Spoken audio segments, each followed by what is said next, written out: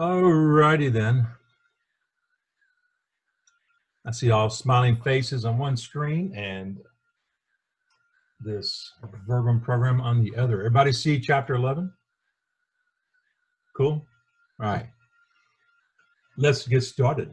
Now, what we did beforehand, I guess it's always good to know where we left off, that David was messing around with Armenians and the Ammonites, won a couple battles, and then, of course, the Arameans were also a part of the Ammonites' fight, but decided they weren't going to do that anymore and went on their way. But we're going to see here shortly where the Ammonites get involved again this evening. So let's just wait for that to come back up. Pardon me. So here it is, David's sin, and it gives us a time frame, and it says at the turn of the year. And the turn of the year, of course, for us is, New Year's and January and winter weather. But back then, the turn of the year was in the spring. That's when new life came about, and that was a good way to always define the beginning of a new year. You ended it in darkness, and then coming out to light and the springtime. So that's why that's in there. Now, what happens is that David sent Joab along with his officers and all Israel, and they laid waste the Ammonites and besieged Rabbah. Now, one thought, and we can discuss it a little bit more here in just a bit. But David sent out Joab, which was the head of his army, right?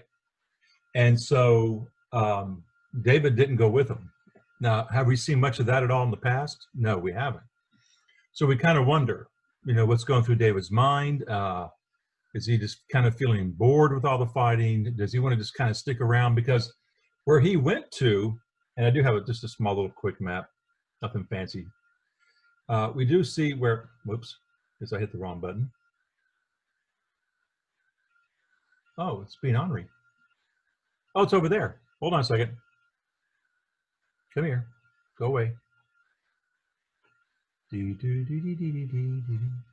Hold on.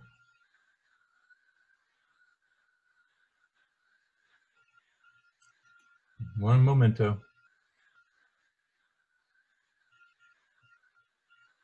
What are you doing over there again? Oh, it's just gonna be one of those days, huh? There. Woo. Okay, give me a thumbs up. You see a map? Yeah. Okay. Thank you. Wow. Anyways, for whatever reason, this map actually shows Mount of Olives instead of Jerusalem. But here and there, that's where Jerusalem basically is.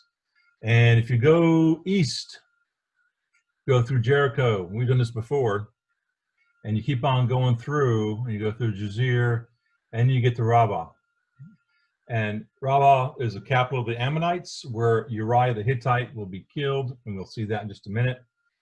And of course, with all the Bathsheba stories. But anyways, that's about an 80-mile trek. I don't know, what would you say, maybe Tyler, Texas or so, or maybe before that from here, give you an idea of the little trek they had to make on foot to get over there. Ooh, a lot of sugar for a dime for a map. Okay, so let's scoot this back over a little bit. Okay, back on the scriptures. So that's where it was. And so David himself remains in Jerusalem. And one evening, David rose from his bed and strolled about on the roof of the king's house. Because that way you get a good viewpoint of, the lay of the land, if you will. And from the roof, he saw a woman bathing, and she was very beautiful. So David sent people to inquire about the woman and was told, she is Bathsheba, daughter of Eliam, and wife of Uriah the Hittite, Joab's armor bearer. Now, I want to make a small point here to think about as we go through this story. Uriah, the husband of Bathsheba, well, we know what happens to him, is the armor bearer for Joab. And you were in a special position if you were a commander of the army's armor bearer. Remember when Saul was king, who was Saul's armor bearer for some time when he wasn't being chased around the countryside? And it was David. David was actually his armor bearer. So it was a special duty. And we've seen some other people that were David's armor bearer as well. And so going through that, We realize now then that Uriah has a special position, so David did have to know who he was. Then David sent messengers and took her. When she came to him, he took her to bed at a time when she was purified after her period. So they're really setting this up to say she is primed and ready to go for fertilization. That's kind of what they're placing in there. All right. And so she returns to her house after they have this little encounter. But the woman had become pregnant. She sent a message to inform David, I am pregnant. So he's probably like, the stick turned blue. So, here we go. And this is what happens. There is some questions here about this whole situation that some people bring up with good point. And I want to just discuss it just real quickly. When Bathsheba was bathing also on another rooftop, she was in clear sight of the king's premises and also his roof, which is probably something that he would do at a certain time of day. There is speculation that Bathsheba might have been very conscious of what she was actually doing. And so possibly something that she might have wanted for herself as well. All right, but we don't see that in the scriptures here. And I think it's important to realize we don't see it here, because no matter how we wish to view this, the scriptures aren't pointing that out to be a certain aspect of importance here. David was king. David was loyal to his God. David was responsible for the decisions that he made. Be it the fact that she did or did not do something on purpose, if you will, does not in a sense negate the fact that David's fully responsible for what occurred. So a lot of comments about this have occurred in the past. All right. Let's see here. Going on our amateur view of scripture. So now we find out that Bathsheba is pregnant. So David sent a message to Joab. And again, as I probably very callously mispronounced some of these names, I apologize. So Joab goes to him and says, send me Uriah the Hittite. And we just described who he is. So Joab sent Uriah to David. And when he came, David asked him how Joab was, how the army was, and how the war was going. Uriah answered that all was well. Now, see, David has a plan here. There's basically three things that's going on that David, you might say, sins in this sense. One, of course, sleeping with Bathsheba. Two, trying to fool, if you will, Uriah into this little trap. And three, of course, sending Uriah out in the front lines to get killed. So he's talking to Uriah, and Uriah answered that all was well. David then says to Uriah, well, go down to your house and bathe your feet. From what I saw in a commentary, that bathing your feet was code for go to your wife and get busy. So hopefully the idea was that he would lay with his wife, of course, and then she shows up to be pregnant. Then he would think it's his, and then everything's settled at this point, and there's going to be no more issues. So Uriah left the king's house, and a portion from the king's table was sent after him. In other words, a little entourage, just to make sure to see where he goes. But Uriah slept at the entrance of the king's house with the other officers of his lord, and did not go down to his own house. So we see Uriah being very loyal to his command, to his duty as a soldier, as a armor bearer, if you will, because they're still fighting over there in Rabbah. So he's been pulled back from where all his troops were, and so it's something that's on his mind, to his loyalty. Maybe something he's learned from David and his loyalty. So David was told Uriah has not gone down to his house. So at this point, David's probably kind of pulling his hair out, going, "What does it take? He's got a beautiful wife. Go see her." He said to Uriah, "Have you not come from a journey? Why then did you not go down to your house? Come on, buddy. You have a wife waiting on you there. Go see her." So Uriah answered David, "The ark and Israel and Judah are staying in tents, and my lord Joab and my lord's servants are encamped in the open field, Can I go home to eat and drink and to sleep with my wife? As the Lord lives and as you live, I will do no such thing. You know, David has a reputation for, getting rather, I don't know if you dare say hot-headed or what have you. So he really never wanted to do the wrong thing because David could be set off, as we've seen in some other aspects. So David actually is like, I'm just trying to get him to this one thing, but yet Uriah's like, I'm going to stay dedicated. I'm going to serve my nation, if you will. I'm going to serve my king. And as the Lord lives, he's going to serve his God. So that's basically it. Then David said to Uriah, stay here today also, and tomorrow I will send you back. So David's going, okay, I tried. This isn't working. So let's go ahead and let me think of something else. I'm a smart guy. I can figure something out here. So Uriah stayed in Jerusalem that day, and on the following day, David summoned him, and he ate and drank with David, who got him drunk.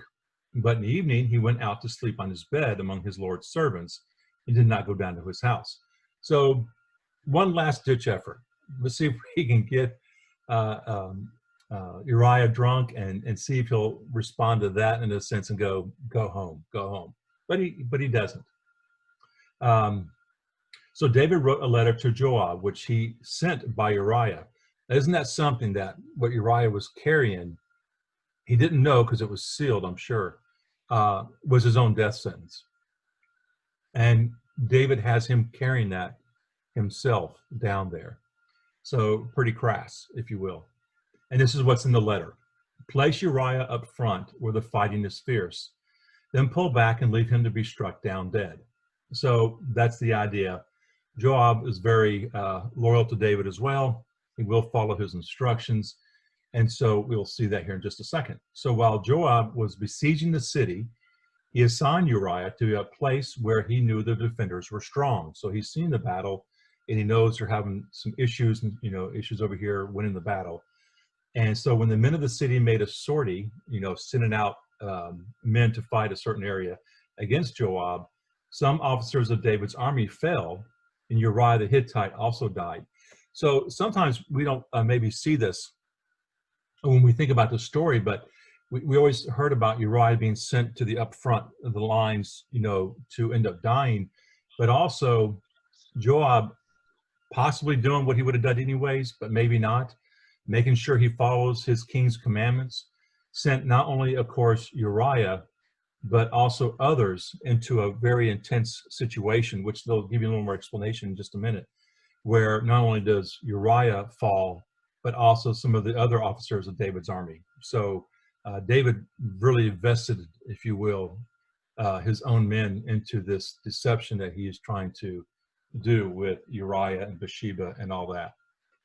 Okay. So verse 18, then Joab sent David a report of all the details of the battle, and he instructed the messenger. He told the messenger, when you have finished giving the king all the details of the battle, the king may become angry and say to you, why did you go near the city to fight? Did you not know that they would shoot from the walls above? Who killed Abimelech, son of Jerubbaal? Was it not a woman who threw a millstone down on him from the wall above, so that he died in Thebez? Why did you go near the wall? Then you in turn are to say, your servant Uriah the Hittite is also dead. So it looks like at this point then Joab is letting David know that to get Uriah closer to the fight, closer to a more endangered area, he had to send him and others into a situation that he might not have made a call like that in the first place. I think that kind of answers that question in that respect. So this is what he tells the messenger to tell David. So the messenger set out, and on his arrival, he reported to David everything that Joab told him to tell him. And he told David, the men had the advantage over us. He came into the open against us, but we pushed them back to the entrance of the city gate. Then the archers shot at your servants from the wall above, and some of the king's servants died. And your servant Uriah the Hittite is also dead. So Joab, when he sent this message, the last line is completely critical to what he wants King David to hear, because Joab is probably not extremely happy by the way that he had to do this. And so by showing him not to be as great of a soldier and making that kind of decision, just so he knows I did the job that David wanted me to do. It doesn't stipulate that he's extremely happy about doing this. I would figure he's not. I don't think that Joab has any clue. In fact, I'm sure he does not have a clue why this is going on. And Uriah is his armor bearer. He cannot be happy, but he's trusting David in this decision to do this. Okay, so coming down here to 25, David said to the messenger, "This is what you shall say to Joab.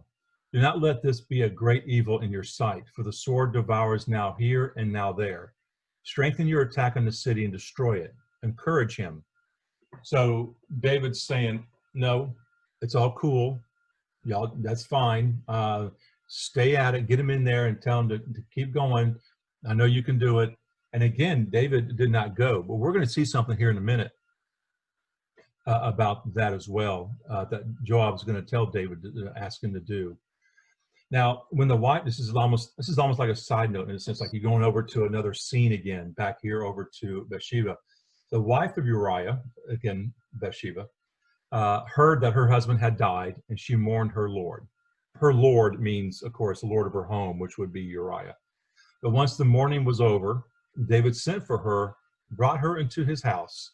She became his wife and bore him a son. But in the sight of the Lord, what David had done was evil.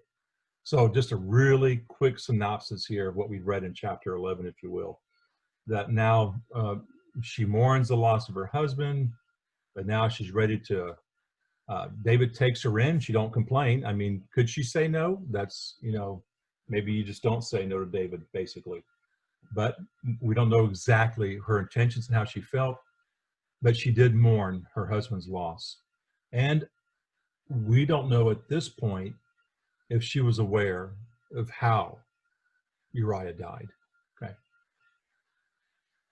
All right. Let's go to chapter 12. Nathan's parable. This is a very profound story. You have to listen closely to this, but it's an awesome way that Nathan, through the Lord sending Nathan actually to tell David this. That's why I put the purple being an influence in what the Lord has to do or say. And again, the green is quotes, the blue is just little notations for me and the like. All right. So Nathan went to David and said to him, "Tell me how you judge this case." So what's happening is he's telling him that, hey, what do you think about this scenario here? Or even, does he even think it's true or not? In a certain town, there were two men, one rich, the other poor. The rich man had flocks and herds in great numbers. The poor man had nothing at all except the one little ewe lamb that he had bought. He nursed her, and she grew up with him and his children, talking about the lamb. Of what little he had, she ate. From his own cup she drank. In his bosom she slept. She was like a daughter to him.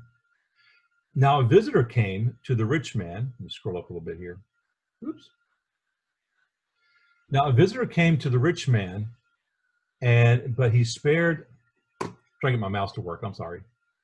But he spared his own flocks and herds to prepare a meal for the traveler who had come to him.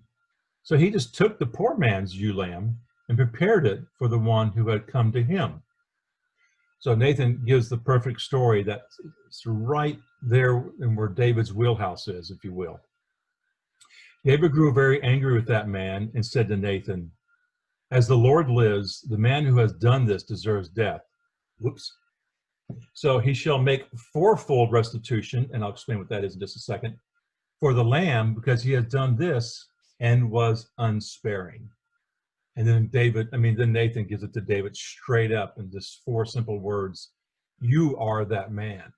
Okay. There's a little notation here in this part of the scriptures. David's judgment foreshadows the death of 4 of his own sons. The child that was born at the adulterous reunion, Amnon, Absalom, and Adonijah.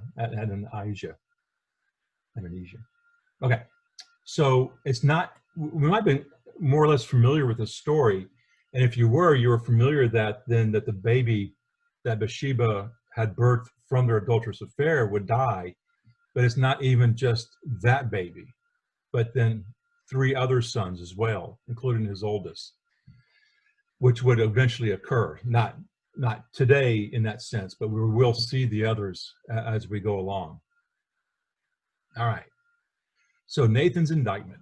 Thus says the Lord God of Israel. Nathan, of course, now giving him the prophetic message, if you will. I anointed you king over Israel.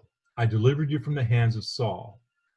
And I should have put this in purple because this is really, more or less the prophetic expression of God through Nathan. I gave you your Lord's house and your Lord's wives for your own.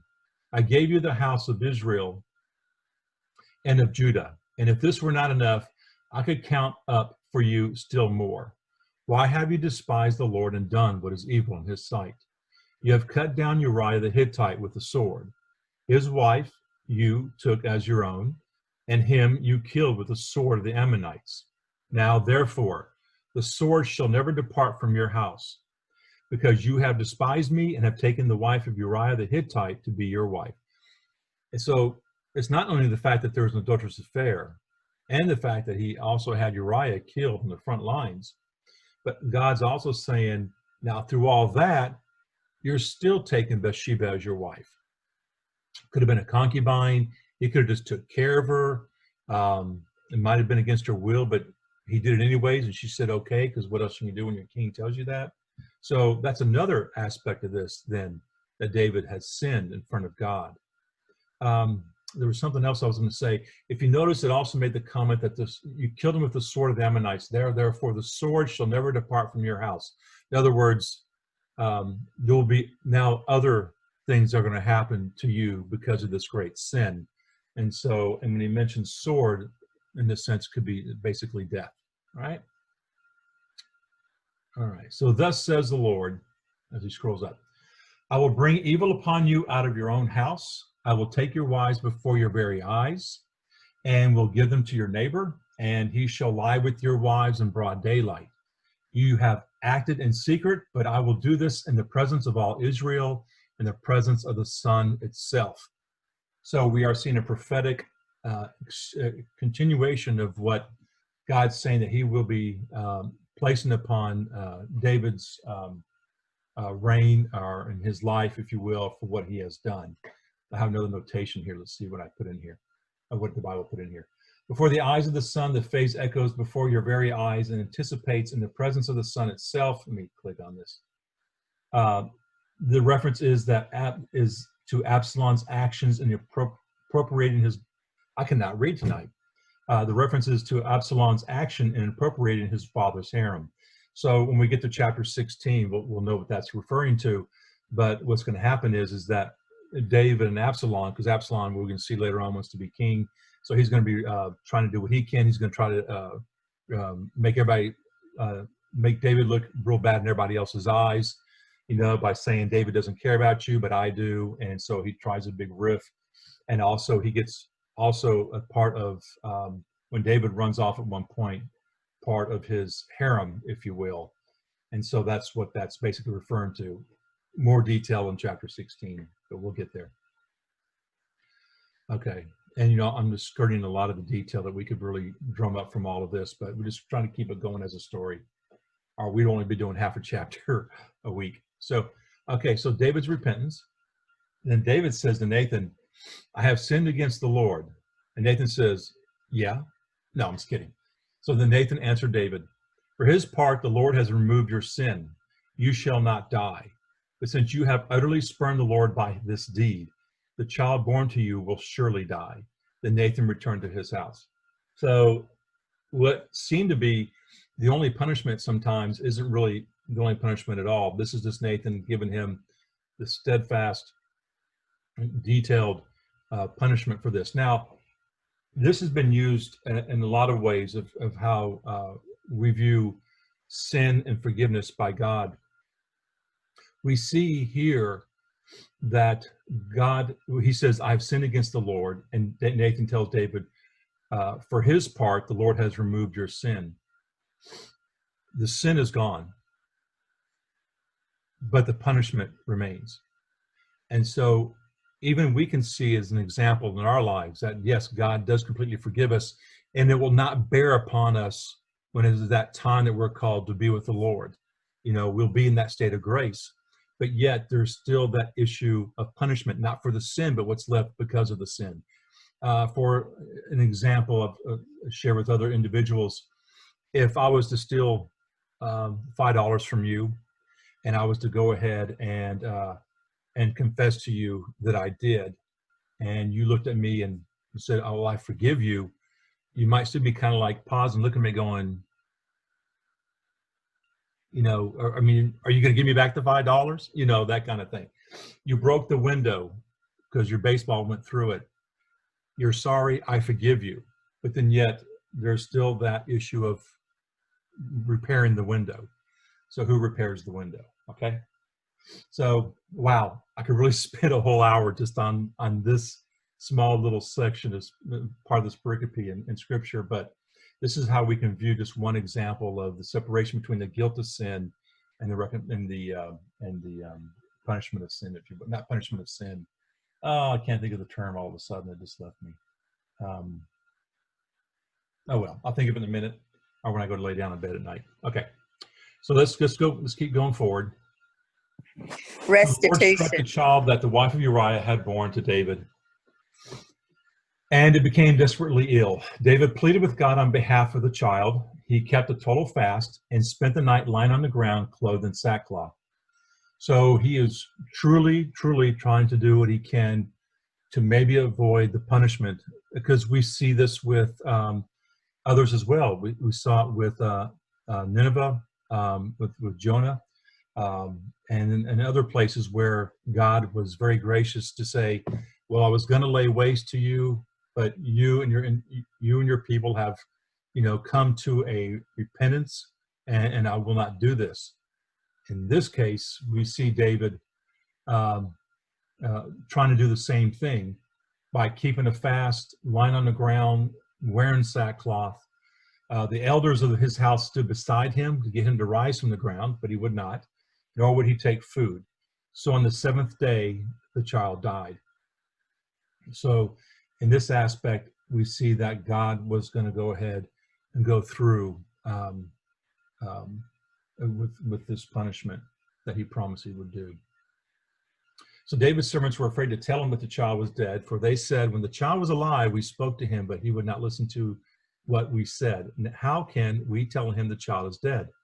And this is what I was talking about earlier, he may do some harm. In other words, we're all kind of fearful of David. He's a very passionate individual, as we've seen greatly. And so, we don't want to upset him or give him the big bad news. And so what happens is David notices his servants were whispering among themselves and realizing at that point the child had died. So he asked his servants, is the child dead? And they said yes. I'm sure while they're backing up to the door. Okay. So rising from the ground, David washed and anointed himself, changed his clothes, and then he went to the house of the Lord and he worshiped. I personally, for me, I really like this part, because David was struck down in this instance. He was struck down by God. It wasn't that just something bad happened to him, but David knew he did wrong. God forgave him, but yet still God had done this punishment. And him for 7 days, lying on the ground, sackcloth, not eating, and yet still the child dies. And what does David do? He gets up, he gets dressed, he presents himself well, goes to the Lord, goes and worships. Knowing not only was it his fault what occurred, but the fact that God is his Lord. And, I don't know how else David might describe it unless we look at some of the Psalms. It describes it very well in the Psalms, but that David is loyal to his God, and he's a good God. Psalm 51 actually talks a little bit about this whole aspect and the way he's asking for forgiveness. I don't know if you can see this in here.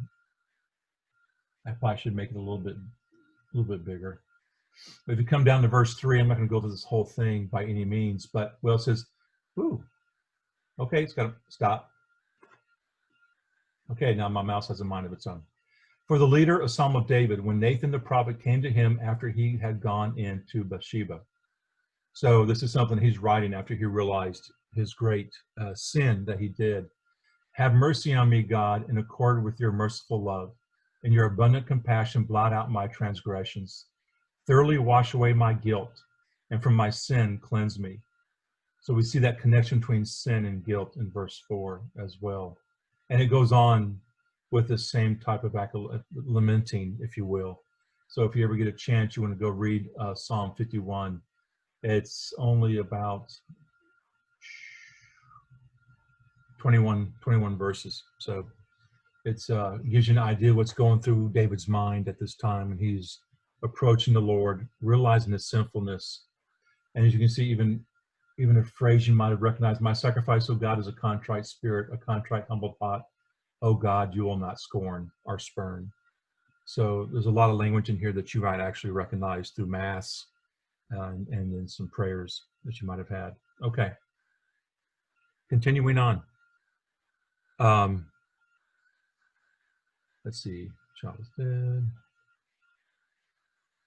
After he ate. Hold on a second. He returned to his own house and asked for food, and they set it before him, and he ate. So his servants said to him, "What is this that you are?" His servants said to him, "What is this that you are doing while the child was living? You fasted and wept and kept vigil. Now that the child is dead, you rise and take food." It's almost like, so you're sorry for what you did, but only to the point to where the child dies? Or were you only doing that to get something that you wanted?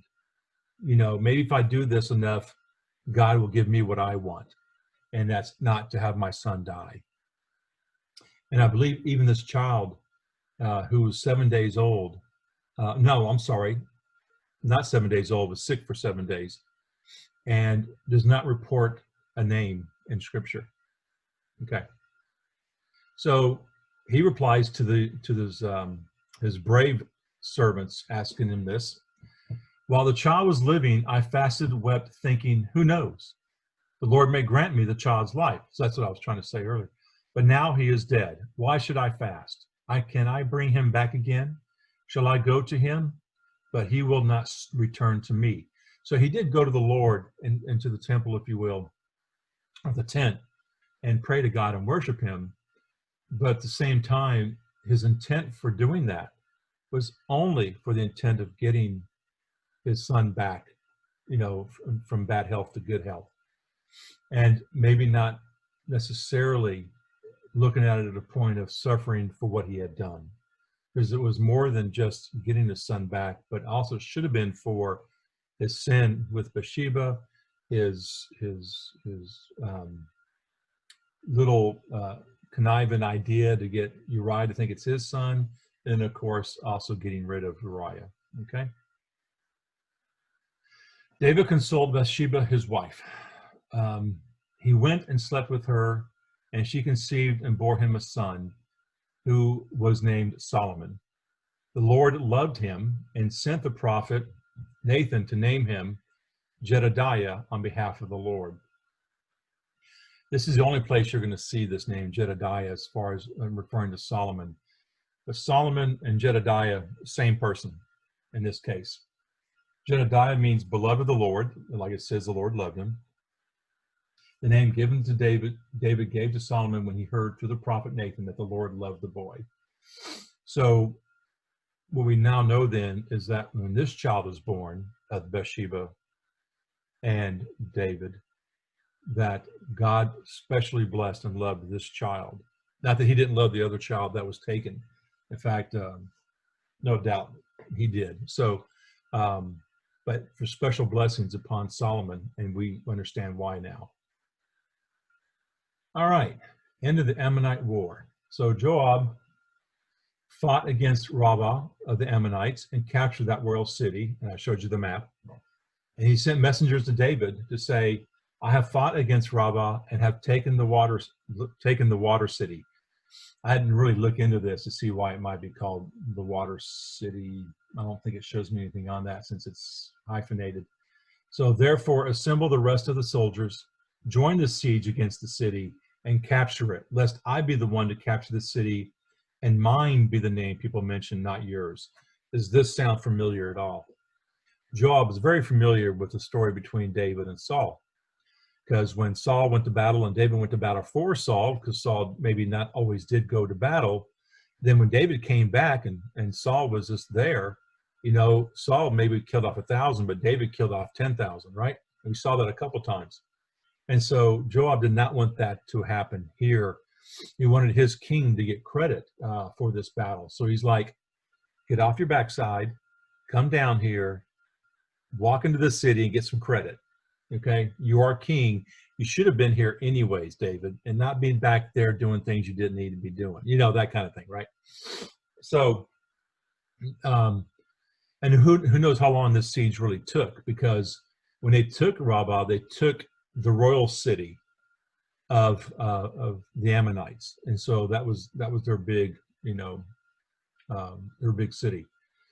So David thought, okay, he's right. So David assembled the rest of the soldiers, went to Rabbah, fought against it, and captured it. He took the crown of Milcom from the idol's head, and Milcom in here is Molech, which is a god, I believe. Oops. Oh no. Try that again. A Semitic deity worshipped with child sacrifice. Worshippers offered their sons and daughters to the god by making them pass through the fire to Molech. A practice that particularly horrified the Old Testament writers. So Molech worship, according to the law, was a capital crime punishable by stoning. Nonetheless, the cult was popular in Israel and Judah, especially under apostate kings. So what I just basically read to you is that, oops, let me go back to here, that Milcom was a god, or Molech, and he took the crown off of the statue or whatever it was for his own because it was adorned really well. As it says here, it was a talent of gold weight, and I'll show you what that means in a second. But this is the issue, that there was a lot of things going on at the time, that Moses and the people moving around for the 40 years, moving over the Jordan into Jericho, moving into the Canaanite land, and God's like, wipe these people out or wipe those people out, which sounds very, very graphic and unmerciful. These individuals, though, were practicing and worshiping gods like Moloch, and there were other gods that did the same thing. And they always thought, well, if we wanted to control the weather, if we wanted to control our crops, if we wanted to control being safe from our enemies, then we would have to give this God the greatest sacrifice, and that would be human life. And what human life is more precious than any other life? Children. And so they would have no problem actually having their children sacrificed to Moloch. More than likely, though, the parents weren't much in a way of deciding to do this, as much as probably the king would go out and his men would go into families' homes, pull children out so they can be sacrificed. So that's another reason why those things must be completely eliminated. All right, so from the idols, a head of talent of gold and weight, and a talent, oh, wow, I'm just having all kind of fun here. Hold on. Oh, mercy me.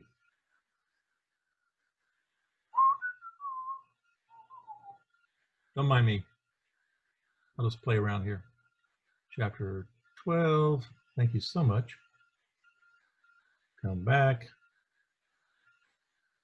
And 4. Oh, thank you. My computer's being ornery. So a talent, since this would normally be more than 75 pounds, the report may have been a little embellished. But that's basically what a talent would weigh. And so it also had precious stones on it, and the crown David would wear on his head. So it's kind of hard to believe that he would wear a crown that's 75 pounds on his head. He wouldn't wear it for long, let me tell you that. He also brought out a great amount of spoil from the city. So they ransacked the place, pulled out everything that they wanted, and he deported the people to the city and set them to work with saws, iron picks, iron axes, or put them to work at the brick mold. We don't see anywhere where God told him what to do with the people or the goods. you know, because a lot of times they put it under a, oh, what is that word I'm looking for? Under a, not a bounty. Wow, one of those fun nights where God says, destroy everything, don't keep anything. And that's not what happened here. So he can go into the city, pull the people out, don't have to kill them all, and put them to work, and of course took all of their good stuff, which is really interesting because this is what's going to happen after Solomon ends up having the 12 tribes break down into the Israel northern tribes, Judah the tribes, and then the Assyrians come in, the Babylonians come in, and basically do the same thing to them at some point in time, which we'll see. Okay, so he dealt thus with all the cities of the Ammonites, and then David and his whole army returned to Jerusalem. Let me see how long this is. Y'all want to do chapter 13 real quick? It's a whole nother storyline. You want to do 13? You okay? All right. Let's do 13. Wait, Cheryl's awake. I think she was sleeping there just for a minute. Okay. All right, so let's do this real quickly. This is an interesting story that goes on as well. Ammon's rape of Tamar. Now we have some inter-family issues here, like watching, you know, real life TV here. After this, the following occurred. David's son, Absalom, and I believe his oldest son, had a beautiful sister named Tamar. Okay, so we got to get the family down here again, and I should actually have pulled that up. I might do that real quick. But David's son Absalom had a beautiful sister named Tamar, and David's son Amnon loved her. So, because David's got more than one wife and with children and concubine and the like, so he's got a lot of kids that are, you know, half brothers and sisters, if you will. So Absalom's sister was Tamar. David's son Amnon loved her. Absalom and Tamar, I believe, are fully brother and sister. Amnon is half brother to Absalom and Tamar. He was in such anguish over his sister Tamar that he became sick. She was a virgin, and Amnon thought it impossible to do anything to her. Now Amnon had a friend named Jonadab, son of David's brother Shemaiah, who was very clever. But I will try to find that real. Let's see how quickly I can maybe have this pull up. I was hoping I could find it this way, if it'll let me. Give me a second here. Here we go. Hopefully it'll let me see. That's not right. That's not good. Well, let's see. I didn't think about doing this earlier, and I should have, because it's nice to see who's related to who. And that's not a good one. I want one with David. So hold on a second. Scroll up to D's for David. Alrighty then. Now let's make it a little bit bigger, right?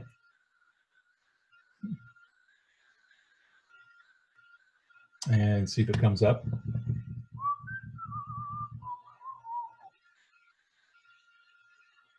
All right. Woohoo! All right, so let's look at this thing just real quickly. Here's David, and David has all these women. I'm using my finger like you can see it, right? Has all these women, wives, concubines, and the like, that gave him children. Over here you see Bathsheba, gave him the dead son of David, Solomon, Shoab, Nathan, another Nathan, and Shammua, okay. But let's see. Here's Absalom. He came from Maacah. That was his, I believe that was the, no, she's not the first wife. Never mind. So that was Michal, I'm sorry, over here. And she didn't have any children whatsoever. So Absalom is brother and sister with Tamar. And Amnon comes from another mom. So they actually do share the same father, but not the same mother, okay? So Amnon is just as it says here, so totally in love with Tamar, who's a beautiful woman, and she is the sister to Absalom, and we're going to see what happens with all of this here in just a second. Okay. So let me get back where we were.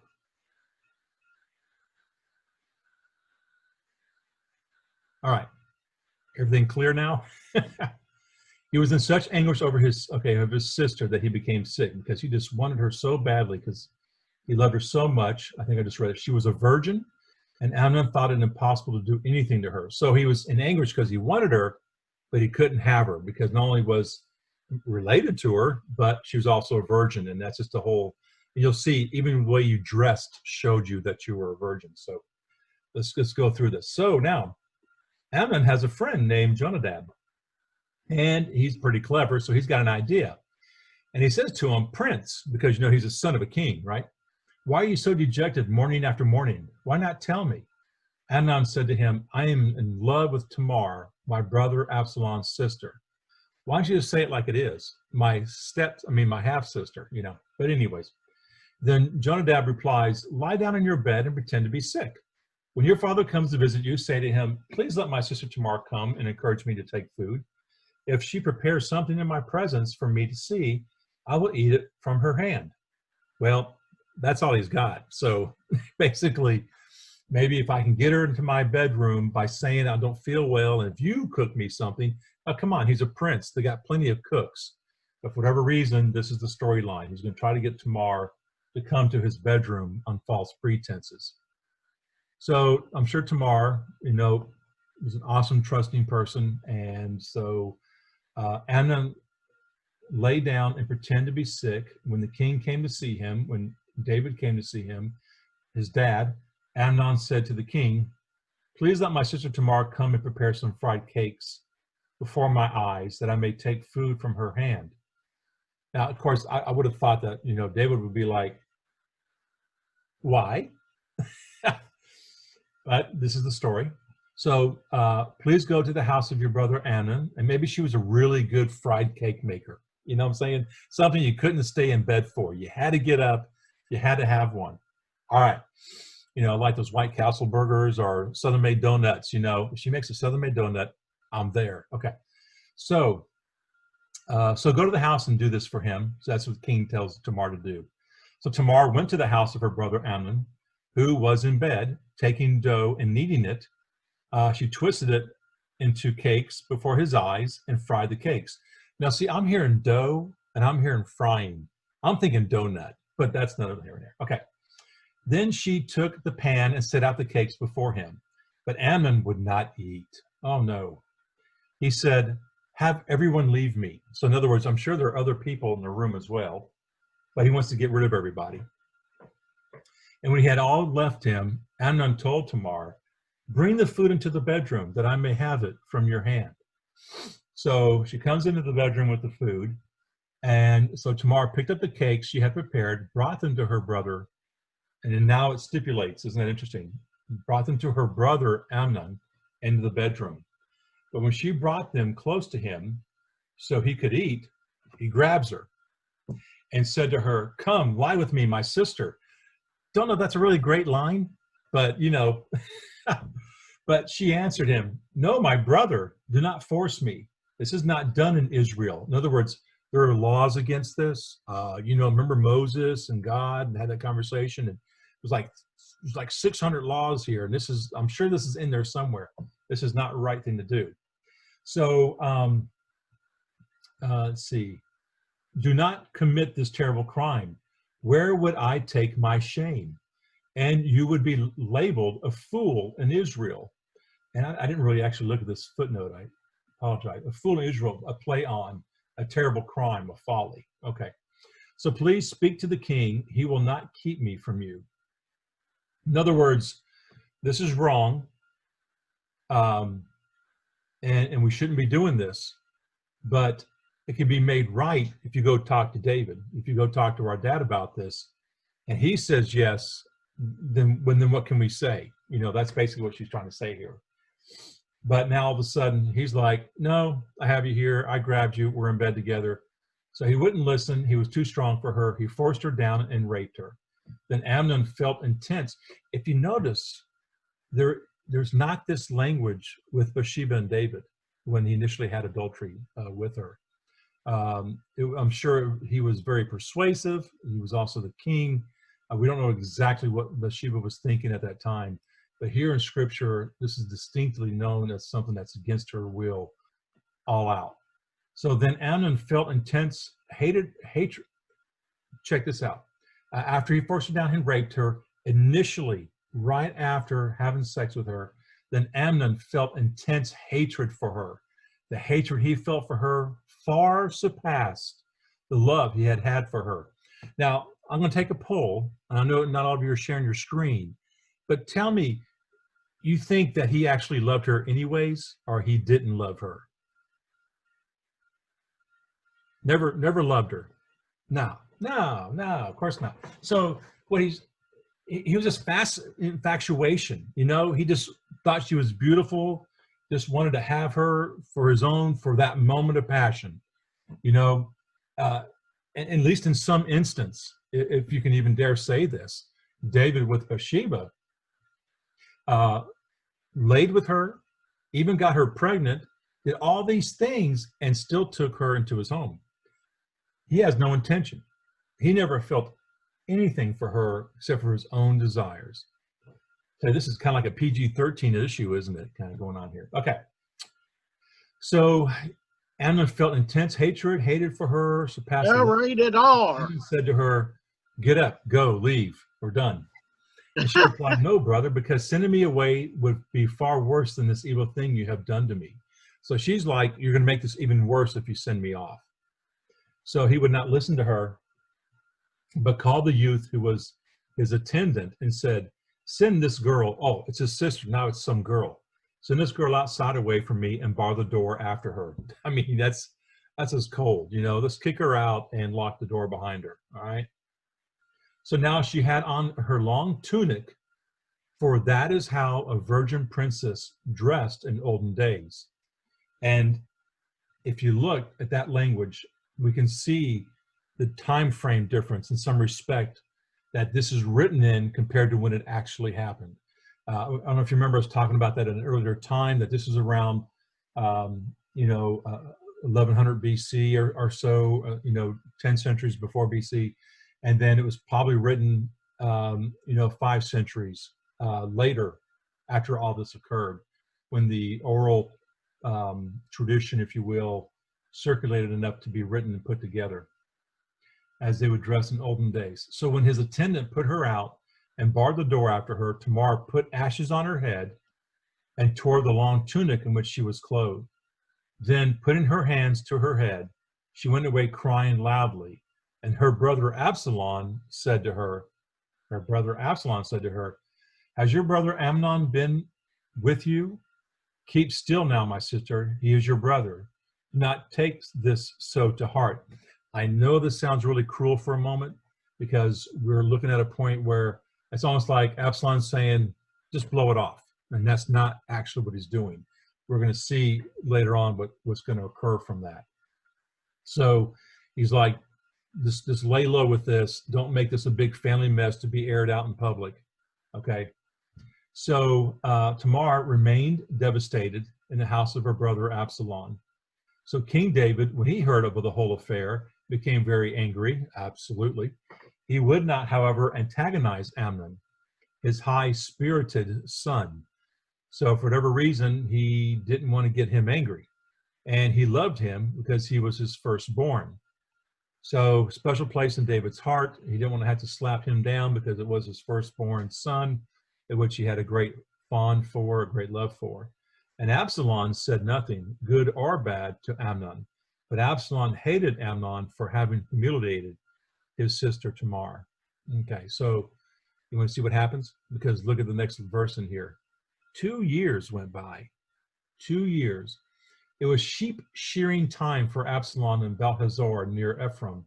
And Absalom invited all the king's sons. So Absalom has found his moment. Absalom went to the king, went to David, went to his dad, and said, "Your servant has hired the shearers," meaning Absalom has done this. "Please, may the king come with all his servants to your servant."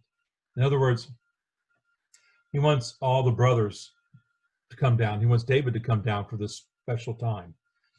And the king told Absalom, no, my son, all of us should not go lest we be burdened to you. In other words, that's just too many of us. Don't worry about that. And though Absalom urged him, he would not go, but again to bid him goodbye.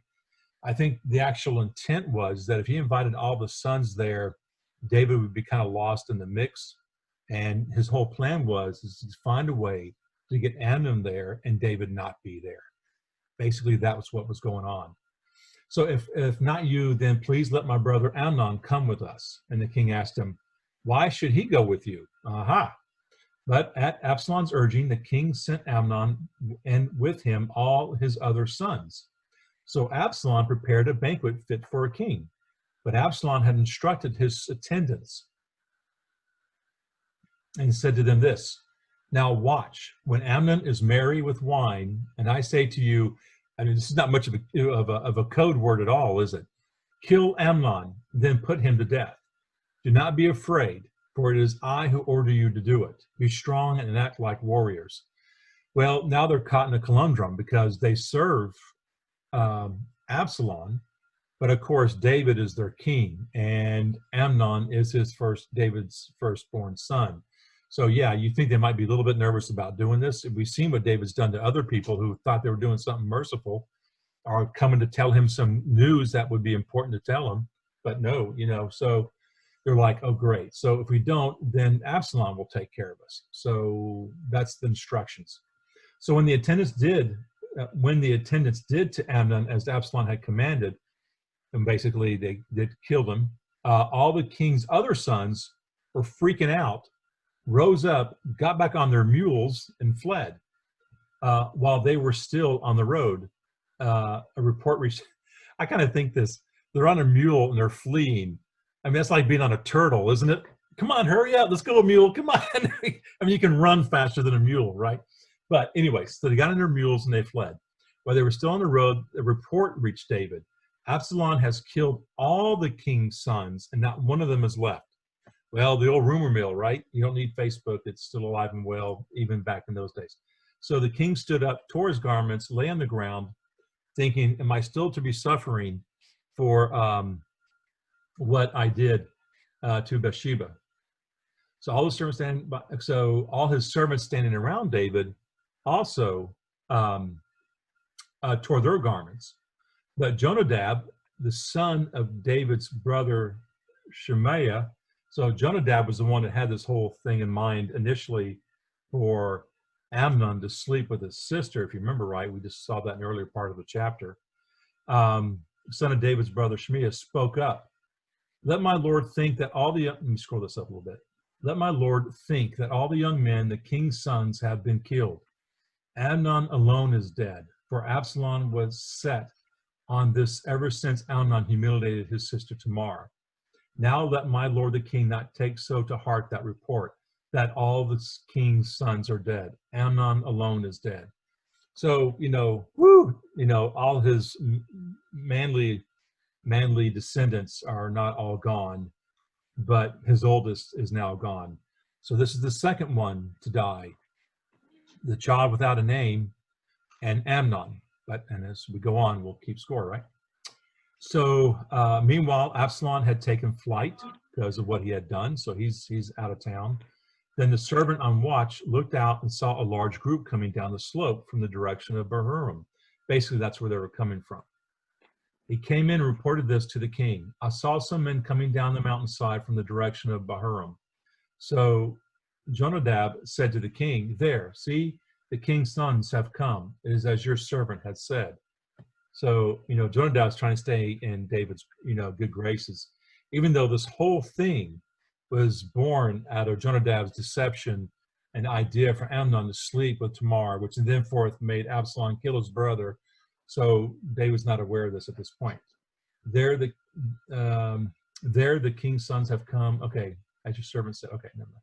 So we're almost done. So sooner had he finished speaking than the king's sons came in, weeping aloud. The king too and all his servants wept very bitterly. But Absalom, who had taken flight, went to Talmai, son of Ammihud, king of Geshur. and stayed in Geshur for 3 years. It sounds kind of familiar. This is something that David would do, right? All that time, the king continued to mourn his son, but his intention of going out against Absalom abated as he was consoled over the death of Amnon. In other words, he was very upset he lost Amnon, but at the same time, his hatred and his want to go against Absalom started to subside, especially over a 3-year period. And Geshur is a small kingdom in the Transjordan, which is to the east of where they are. East of the Sea of Galilee, north of Bashan. Although it was claimed by the Israelites, it was never fully occupied. David enjoyed good relations with Geshur and married Maacah, daughter of King Talmai of Geshur. So that's actually where I think Absalom came from. Did I keep that chart? Hold on a second. Let's check this out. Maacah came from here. Yeah, so basically Absalom ran back to his mom's homeland and to where his grandpa is. That's why he went to where he went, okay? I know it's kind of small. I try to blow it up a little bit more. So you see that here, and that's mom, and that's where he ran back to in Geshur. Or maybe it's Jeshir, I'm sorry. Never quote me, okay. And that ends our, it's a good thing I only did 3 chapters because that took a long time, didn't it? So if everybody's still awake, that basically concludes our class.